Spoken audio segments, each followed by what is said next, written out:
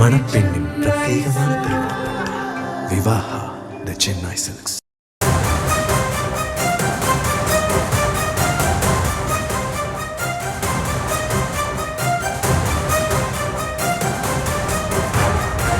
மற்றொரு அண்மை செய்தியை பார்த்து வருகிறோம். கூட்டணி ஆட்சி என்ற விவகாரத்தில் காங்கிரஸ் கட்சி உறுதியாக இருப்பதாக தகவல் வெளியாகி இருக்கிறது. காங்கிரஸ் 35 தொகுதிகளை கேட்டு வருவதாகவும் அதற்கு திமுக மறுத்து வருவதாகவும் தகவல்கள் கிடைக்கப்பெறுகின்றன. விவரங்களோடு இணைந்திருக்கிறார் நம்முடைய செய்தியாளர் ராஜேஷ். நேற்றைய தினம் ஐவர் குழுவினர் ஆலோசனை மேற்கொண்ட நிலையில இன்னும் 2-3 நாட்கள்ல கூட்டணி விவரங்கள் தெரிய வரும்னு தெரிவிக்கப்பட்டது. தற்பொழுது 35 தொகுதிகளை காங்கிரஸ் கேட்கிறது, திமுக மறுத்து வருகிறது. என்ன நடக்கிறது? சாசனி வணக்கம்.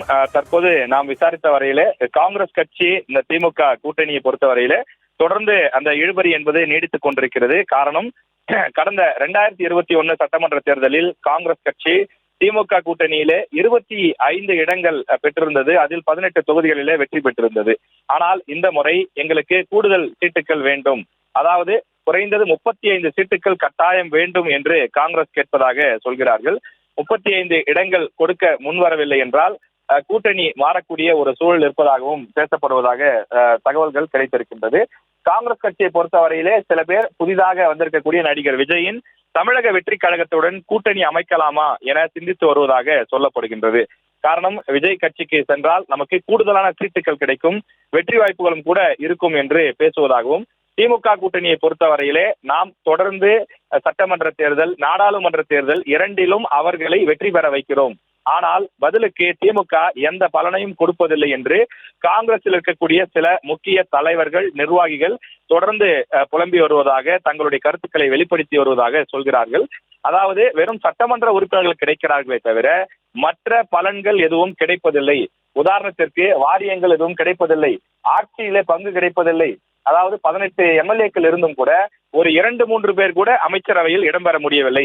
ஆனால் மற்ற மாநிலங்களில் கூட்டணி ஆட்சி என்ற தத்துவம் இருக்கிறது. ஆனால் தமிழ்நாட்டில் தொடர்ந்து காங்கிரசினுடைய அந்த வாக்குகளும் காங்கிரசினுடைய எம்எல்ஏக்களுடைய பயன்களும் மட்டுமே பெற்றுக் கொள்ளப்படுகிறது. தமிழ்நாட்டில் எத்தனையோ வாரியங்கள் இருந்தும் காங்கிரஸ் கட்சியை சார்ந்தவர்களுக்கு வாரியங்கள் கிடைப்பதிலே இன்னும் சிக்கல் நீடித்துக் கொண்டிருக்கிறது என்று சொல்கிறார்கள். அதே போல பல கான்ட்ராக்டுகள் இருக்கிறது. தமிழ்நாடு முழுவதும் பில்டிங்ஸ் கட்டுவது, அதே போல சாலைகள் அமைப்பது உள்ளிட்ட பொதுப்பணித்துறையினுடைய இன்னும் பிற துறைகளினுடைய பல விஷயங்கள் இருக்கிறது. எனவே அது போன்ற அதிகாரங்கள் கூட, அது போன்ற அந்த பயன்படக்கூடிய விஷயங்கள் கூட தங்களுக்கு கிடைப்பதில்லை என்று வருந்துவதாக குறிப்பிடுகிறார்கள். உள்ளாட்சி தேர்தல்களிலும் தங்களுக்கு முக்கிய பிரதிநிதித்துவம் கிடைப்பதில்லை என்றும் காங்கிரஸ் கட்சியினுடைய நிர்வாகிகள் திமுக தலைமையிடமும் தங்கள் கட்சி டெல்லி தலைமையிடமும் தங்களுடைய அதிருப்தியை வெளிப்படுத்தி இருப்பதாக சொல்லப்படுகிறது.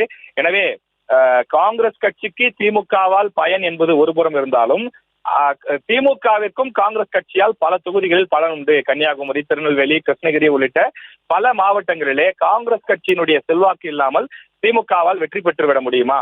இப்படி எங்களுடைய செல்வாக்கும் சேர்ந்துதானே ஆட்சி கிடைக்கிறது, அந்த ஆட்சியின் மூலம் கிடைக்கக்கூடிய பயன்களில் எங்களுக்கும் பலன் வேண்டும் அல்லவா என்று காங்கிரஸ் தொடர்ந்து அழுத்தம் கொடுத்து வருவதாகவும், எனவே அதன் காரணமாக இந்த முறை கட்டாயம் 35 சீட்டுகள் வேண்டும், ஆட்சி அதிகாரத்தில் பங்கு பெற வேண்டும். அதாவது 2026 திமுக கூட்டணி வெற்றி பெறக்கூடிய பட்சத்திலே காங்கிரஸ் கட்சிக்கு வெற்றி பெறக்கூடிய எம்எல்ஏக்கள் அடிப்படையிலே அமைச்சர்கள் கொடுக்க வேண்டும், வாரியங்கள் ஒதுக்க வேண்டும்.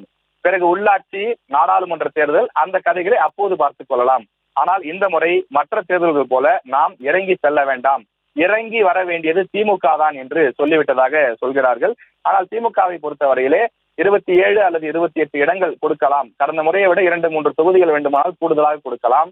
ஆட்சியில் பங்கு, அதிகாரத்தில் பங்கு என்பதற்கு வாய்ப்பு இல்லை என்று தொடர்ந்து பேசி வருவதாக சொல்லப்படுகிறது. கனிமொழி அவர்கள் டெல்லி சென்று பேசியும் கூட இதில் உடன்பாடு எட்டப்படவில்லை என்றும், ஏற்கனவே கடந்த டிசம்பர் மாதம் 15ஆம் தேதி வரை இலக்கு நிர்ணயிக்கப்பட்டு அதற்குள் முடிவெடுத்து அறிவிக்க வேண்டும் என்று தெரிவிக்கப்பட்டதாகவும், ஆனால் தற்போது வரை உடன்பாடு எட்டப்படாமல் இருப்பதாகவும் தகவல் கிடைத்திருக்கிறது.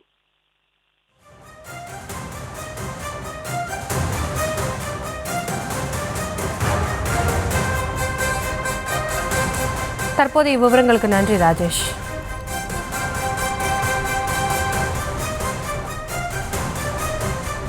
மணப்பெண்ணின் பிரத்யேகமான திருமணம் விவாஹா தி சென்னை சில்க்ஸ்.